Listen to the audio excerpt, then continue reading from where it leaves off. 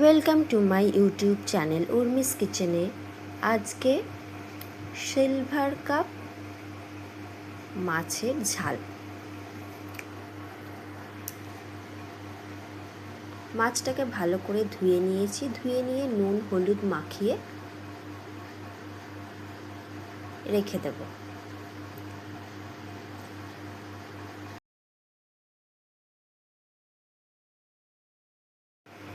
কড়াইতে সর্ষের তেল দিয়ে দিলাম।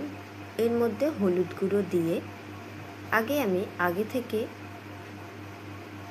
আলু কেটে রেখেছি, সেই আলুটা এর মধ্যে তেলের মধ্যে দিয়ে উল্টে পাল্টে ভালো করে ভেজে তুলে রেখে দেব।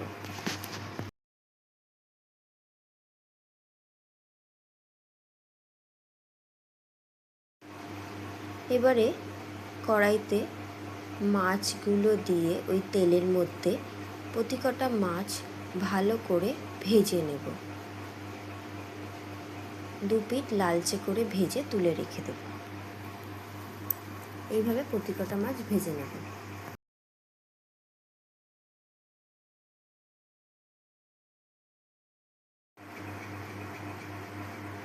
প্রতি কটা মাছ আমার ভাজা হয়ে গেছে লালচে করে।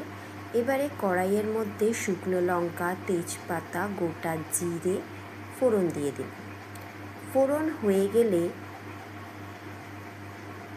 1 চামচ রসুন বাটা দিয়ে তেলের মধ্যে রসুনটাকে ভালো করে কষিয়ে নিয়ে 1 চামচ আদা বাটা দিয়ে দিলাম। দিয়ে আদাটাকেও ভালো মতন তেলের মধ্যে কষিয়ে নিলাম। নিয়ে মিডিয়াম সাইজে পেঁয়াজ আমি দুটো বেটে রেখেছিলাম, সেই পেঁয়াজ বাটাটা এর মধ্যে দিয়ে দিলাম। দিয়ে এই তেলের মধ্যে পেঁয়াজটাকেও ভালো করে ভেজে নেব। পেঁয়াজটা ভালো মতন কষানো হয়ে গেলে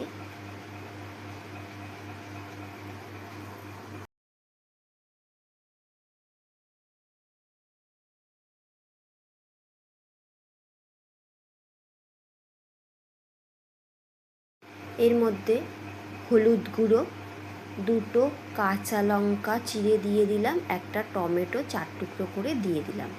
রঙের জন্য একটু কাশ্মীরি লঙ্কার গুঁড়ো দিয়ে দিলাম, কসুরি মেথি দিয়ে দিলাম।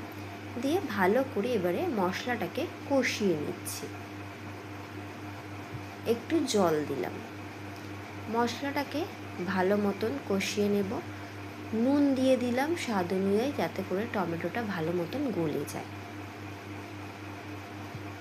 দিয়ে এবারে মশলাটাকে ভালো করে কষিয়ে নেব।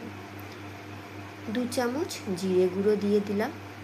1 চামচ, ছোটো চামচের 1 চামচ গরম মশলার গুঁড়ো দিয়ে দিলাম। দিয়ে ভালো করে মশলাটাকে কষাবো। কষানো হয়ে গেছে, জল দিয়ে স্বাদ অনুযায়ী চিনি দিয়ে দিলাম। চিনি দিয়ে এর মধ্যে আগে থেকে ভেজে রাখা আলু দিয়ে দিলাম। ফুটতে শুরু করেছে।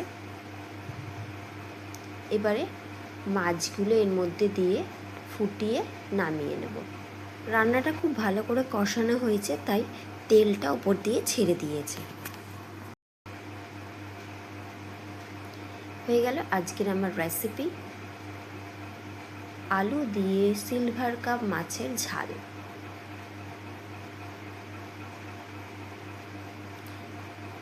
এবারে পরিবেশন করে দেব।